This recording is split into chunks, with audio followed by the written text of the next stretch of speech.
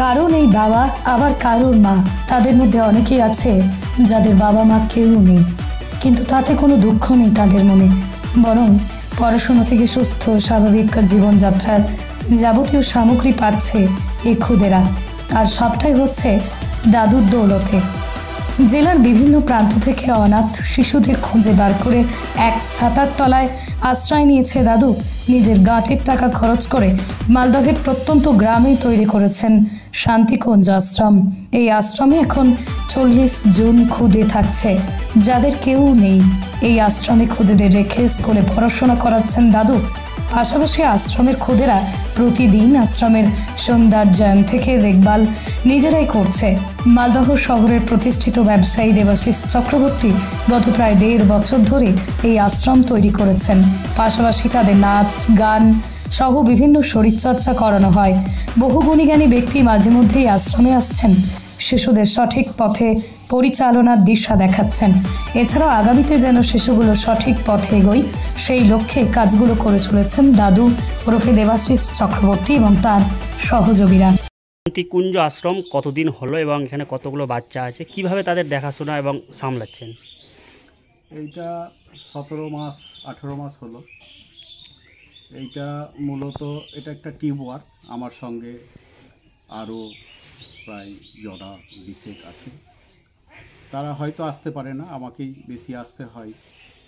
উদ্যোগটা মূলত আমারই ছিল। এখন বহু মানুষকে আমি সঙ্গে পেয়েছি, তো প্রত্যেকের কাছে কিছু কিছু ডোনেশনও পাই, সেই দিয়ে এটা চলছে। কতগুলো বাচ্চা আছে? আপাতত 40 জন আছে।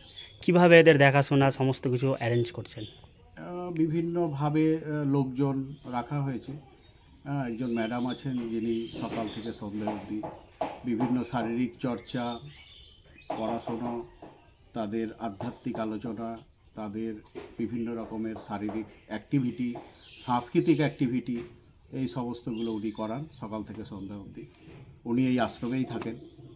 আর আমি শুক্রবার চলে আসি। শুক্র থেকে রবি অবধি আমি বিভিন্নভাবে এদের বোধ দেওয়ার চেষ্টা করি যে সঠিক জিনিস সেটা ওদের সামনে বলছি, সমস্ত কিছু ছেড়ে এই ধরনের একটা আশ্রম করার পরিকল্পনাই বা কেন আসলো আপনার মধ্যে?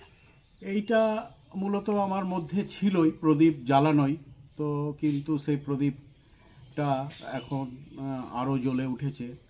যে জীবন সায়ন্যে এসে আমার মনে হয়েছে সেই রামকৃষ্ণদেবের কথা, যে ঈশ্বরলাভী জীবনের মুখ্য উদ্দেশ্য।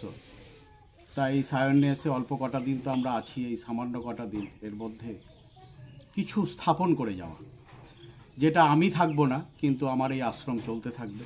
শুধু শান্তিকুঞ্জ আশ্রম না, কিছুদিন ধরে আমার মাথায় এসছে যে শান্তিকুঞ্জ আশ্রমের মতো আমার জেলায় যদি আরও 2-4টে এরকম করতে পারি। এত অভাব, এত দারিদ্রতা, এত কষ্ট শিশুদের, তাদের বোঝা, তাদের সঠিক রাস্তা দেখিয়ে রাষ্ট্রের কাছে সুন্দরভাবে ফিরিয়ে দেওয়া তাদের সঠিকভাবে, এটাই আমার মুখ্য উদ্দেশ্য। এই আশ্রম নিয়ে আগামী পরিকল্পনা কি রয়েছে আপনার?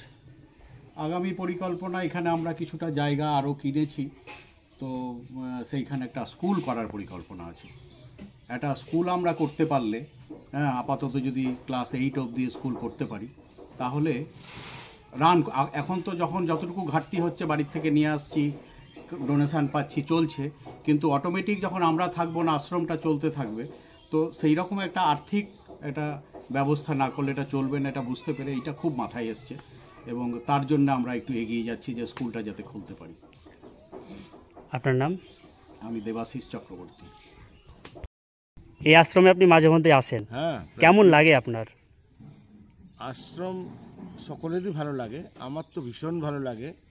তার কারণ হচ্ছে আশ্রম তো ইট কাঠ পাথর দিয়ে তৈরি, কিন্তু আশ্রমের যে মানুষগুলো রক্ত মাংসের মানুষ, সে মানুষগুলো ভালো।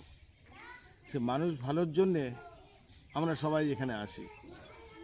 আর শান্তির যে আকর, শান্তির যে পরাকাষ্ঠা বলে আমরা জানি, সেই শান্তিটা এখানে পাওয়া যায়। তাই এর নাম শান্তিকুঞ্জ নামে প্রসিদ্ধি লাভ করেছে মালদা জেলার এই সিংহাবাদ অঞ্চলের, এটা বোধহয় কি জায়গাটা, সেই জন্যই আমি 3 বার এসেছি, বারে বারে আসবো, এটি আমার ইচ্ছা।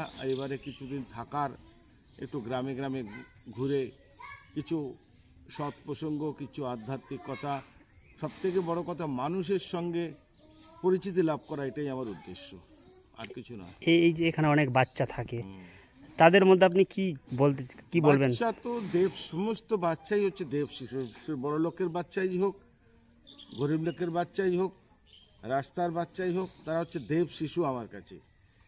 আমি জানি তারা খুবই হয়তো কেউ কেউ অভাবী, কিন্তু আমাদের এই আশ্রমের যারা কর্ণধার, যারা সেক্রেটারি, যারা প্রেসিডেন্ট, যারা সদস্য, তারা এত ভালো, তারা এই সমস্ত বাচ্চাদের গ্রামের বিভিন্ন প্রান্ত থেকে তারা তুলে নিয়ে এসে তারা এখানে মানুষ করছে নিজেদের চর্চায়, নিজেদের ভালোবাসায়।